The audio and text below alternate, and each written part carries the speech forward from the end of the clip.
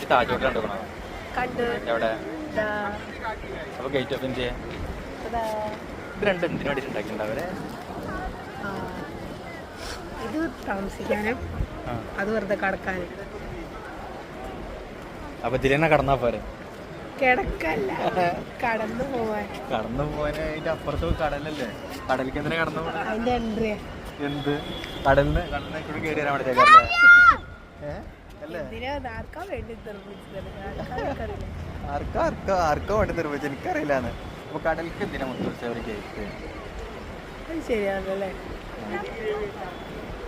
ഇന്ത്യക്കായിട്ടുള്ള gate. Gate മാത്രമല്ല, മതിലൊന്നും ഇല്ലല്ലേ? അതിനുള്ളൊന്നുമല്ല, ഇവർ ഗേറ്റ് മാത്രം ഉണ്ടാക്കി വെച്ചിട്ട് കടലിലേക്ക്. ഈ കടലിൽ നിന്ന് ആരെല്ലാം വരുമ്പോഴേ അതിൻ്റെ കൂടി കയറി വരാൻ വേണ്ടിയിട്ടാണ് മുത്തൂസ്. ഇപ്പൊ എന്തിനാ ഉണ്ടാക്കി? ഉപകാരം എന്താ? അതിന്റെ ഉപകാരം എന്താ? നിങ്ങളൊന്ന് കമന്റ് ചെയ്യട്ടോ. നിങ്ങൾ